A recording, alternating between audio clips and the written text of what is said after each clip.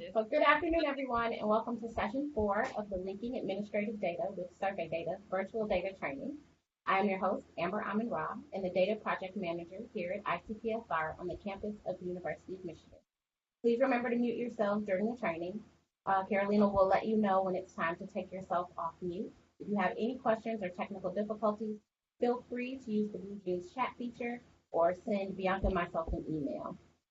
I'd like to introduce Carolina Milesi, who will discuss working with linked data, units of linkage, units of analysis, and measurement differences. Great. Good afternoon, everyone, and good morning to our really West Coast folks. Good to see you all again. Let me share my screen, and we'll get going.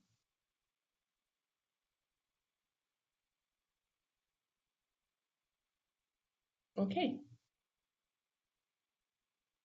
So the plan for today is to talk about two related topics. The first one is the unit of linkage between survey and administrative data and the unit of analysis.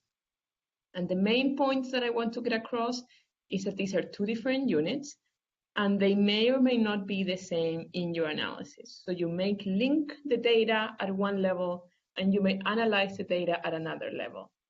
And this is a relatively simple point, and you may think, why am I going to spend the next hour of my life thinking about this? But it is quite an important thing to keep in mind, that it is something that kind of users get tripped in a lot. So it's, I think, very useful to have kind of the unit of linkage and the unit of analysis as two distinct things in your mind. And then we will discuss some measurement issues. So some of the potential challenges and measurement challenges that come up when linking survey and administrative data. To recap briefly the last session, which took place last Thursday, we talked about the purpose of linking survey and administrative data and the different analytic purposes that the administrative data specifically could serve. And we discussed how the fact that how you evaluate the feasibility of your project, how you evaluate the quality, the data quality of your project may depend a lot on what purpose the administrative data is serving. And we discussed feasibility of doing the linkage and specifically the analytic feasibility. So before I move on with today's plan, are there any questions about last session, about how your project, your proposal is going, or any other issues you may want to bring up?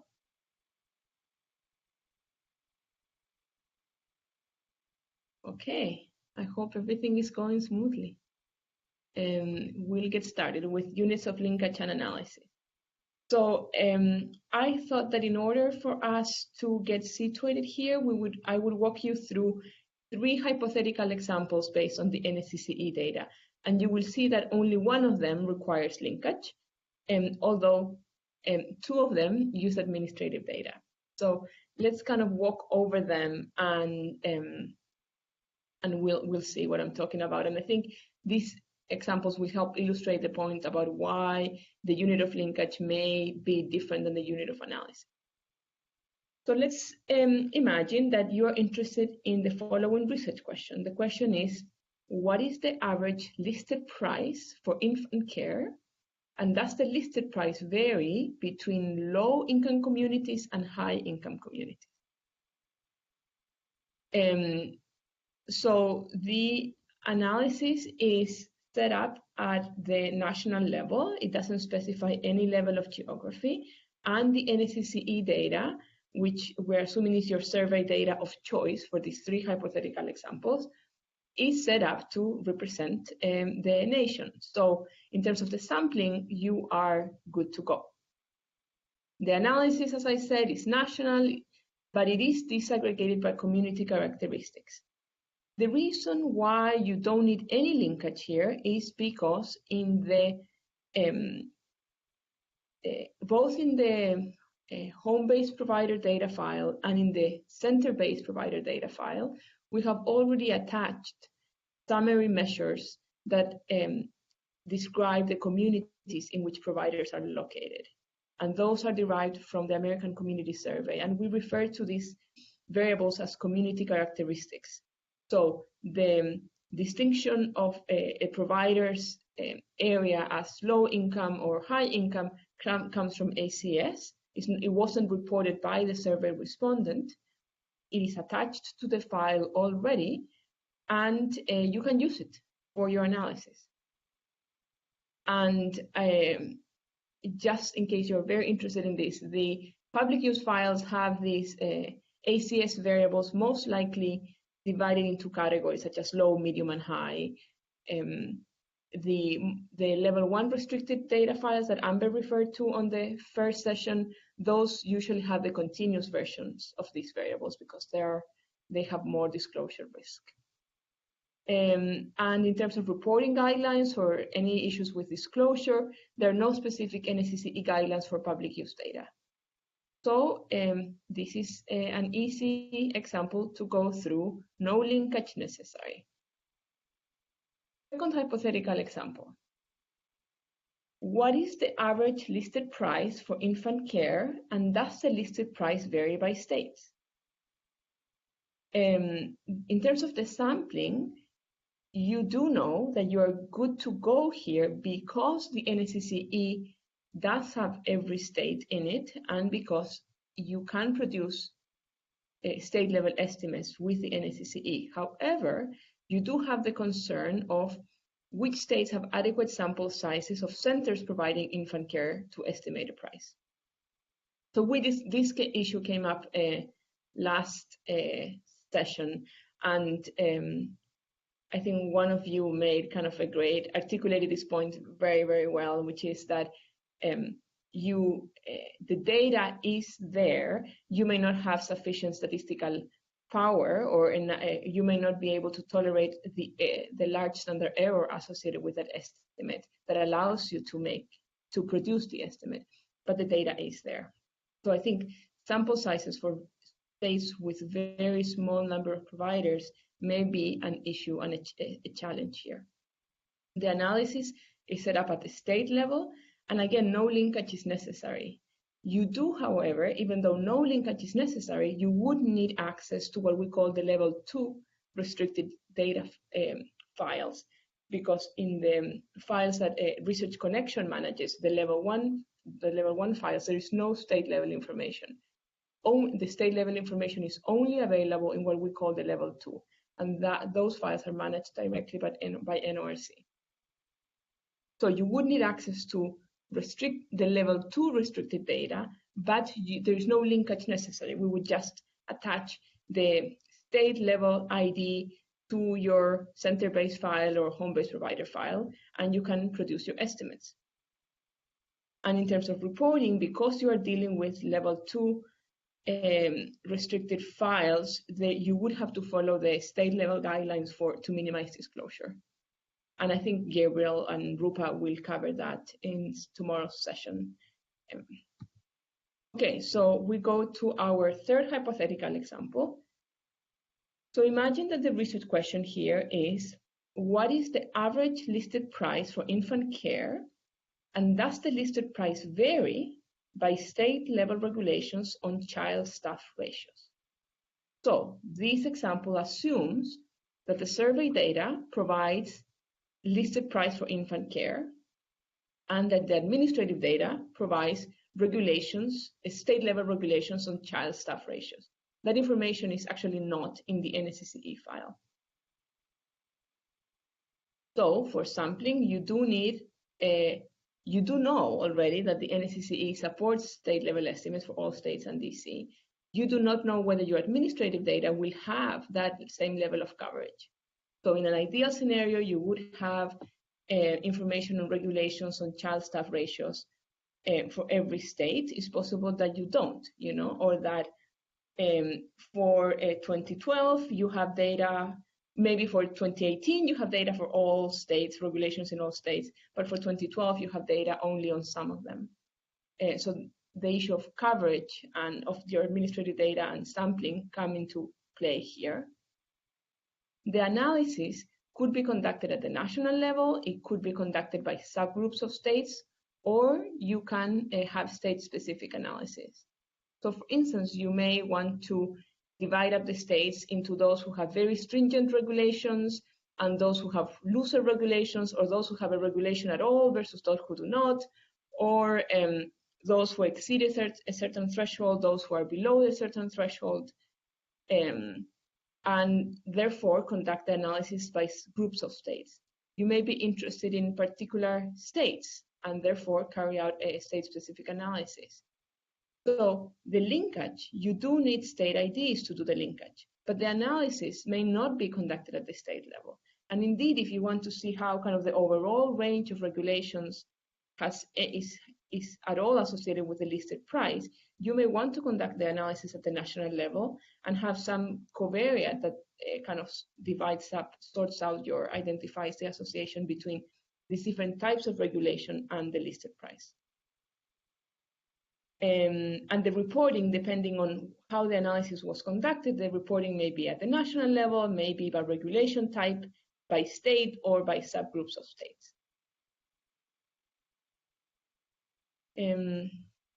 Okay, so the linkage of NSCCE to non-NSCCE data sources may be done at various levels.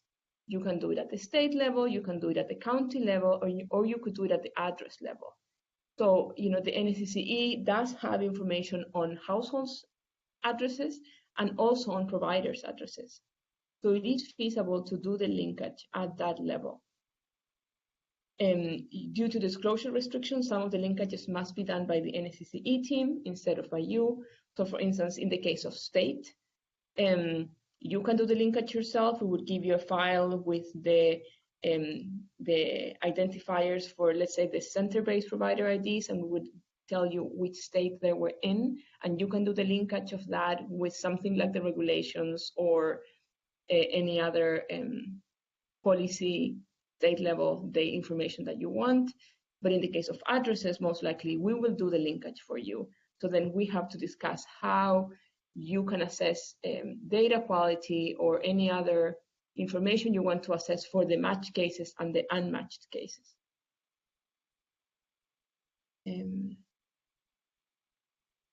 Yeah, and the example, I want to mention that the example that Zach brought up in the second session, he brought up an example of analysis we had done using the subsidy receipt in Illinois. That match had been done at the household level with the address of the household, and it had only been done for the state. So that's a good example of a report or a work that we have been engaged in which the unit of linkage, which is the home address where the child and the family lives, is different than the unit of analysis. And then the unit of analysis, sorry, it was the child level, and then the unit of reporting was for the entire state of Illinois. So the NSCCE supports analysis at multiple levels of geography.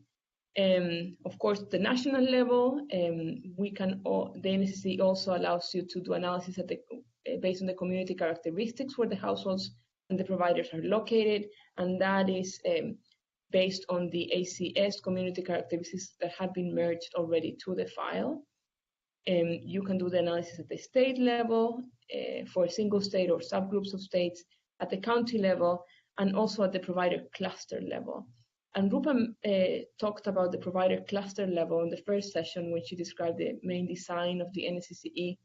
And the provider cluster level is a kind of key feature of the NSCCE and is what allows researchers to understand supply and demand of ECE within a specific locale. So the idea is that households and providers are drawn from the same geographic boundary, if you think of it, and so you can match administrative data at that level as well. Okay, so before we move on to our first exercise, do you have any questions or comments about this so far?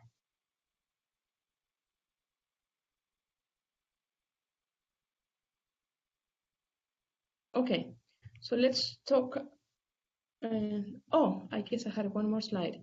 Checklist for selecting units of linkage and analysis. I think the word purposes is a typo here. I thought that I would put in the table some of the key issues that you may want to consider and kind of how to think about them. So the first issue is, what is your research question? So what is the relevant unit of analysis for your research project? Is that unit of analysis consistent with the unit of linkage, or is it different? And it may be that I think some of you are interested in a single state, some of you may be interested in the nation, and what is what you're interested in? What's the level of analysis at which you will be conducting the analysis and reporting your findings? As we had talked about, it's important to consider the representativeness of the sample data. So is the unit of analysis supported by the sampling strategy, in this case the NSCE, or any other survey data file you will use? The representativeness of the administrative data. So do administrative data have relevant and sufficient coverage for your question? And disclosure standards. Is the unit of analysis in which you will report final estimates consistent with the disclosure standards? And again, you will cover more disclosure tomorrow, but before you commit too far to your project, you would want to know if whatever linkage you have in mind, if you're thinking about doing this for a specific state, can you actually do that at the end in terms of reporting the estimates? So again, the unit of linkage, the unit of analysis, and the unit at which you report the estimates may all be different. Okay, so this is our first exercise. So the idea is that you come up with one example in which the unit of linkage and the unit of analysis are the same, and one example in which the unit of linkage and the unit of analysis are different. And for each example, you would want to report what is the unit of analysis, what is the unit of linkage, what types of IDs or variables are necessary for linkage, and you may want to propose one, or you may want to propose more than one. And the level of geography at which estimates will be reported. So for instance, going back to our hypothetical example number 3, you could say that the unit of analysis would be the center-based provider, the unit of linkage would be the state, you need a state ID in order to do the linkage, and the level of geography at which you will report the estimates is the national level. And for each example, you may want to consider whether the research question changes depending on the unit of linkage, meaning let's assume that instead of regulations at the state level, you care about regulations at the county level or any other level. Does your research question change or not? And does the disclosure risk change depending on the unit of linkage or analysis? Is your disclosure risk higher or lower depending on what unit of linkage or unit of analysis you have? Okay, any questions about the exercise? Okay, so I'll put my timer on, and I'll let's discuss in these 2 groups for 10 minutes, and I'll give you a 5-minute warning and a 2-minute warning.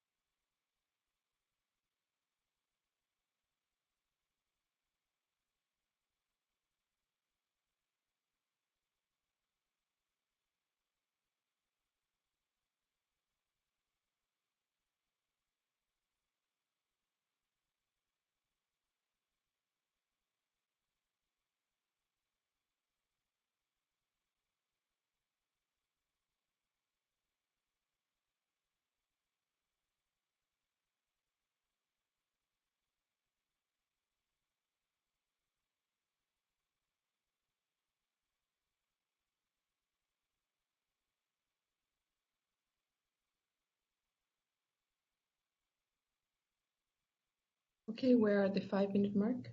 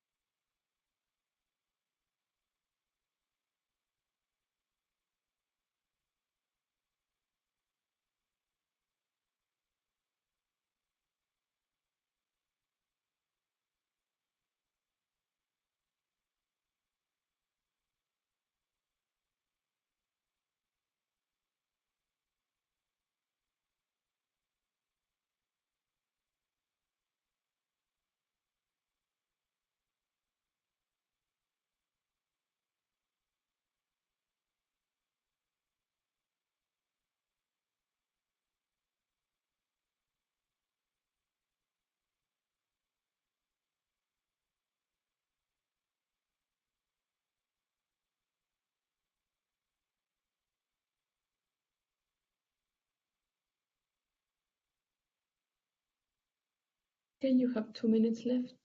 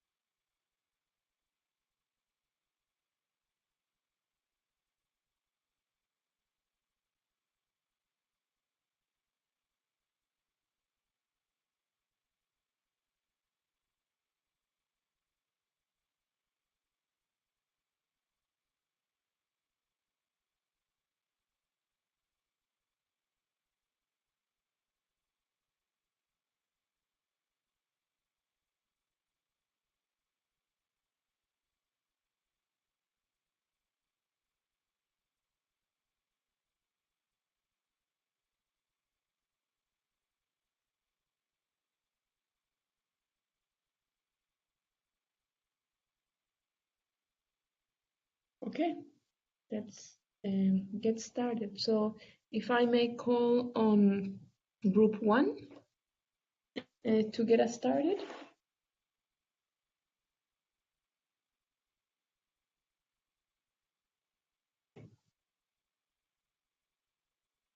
Oh, good morning. Hi.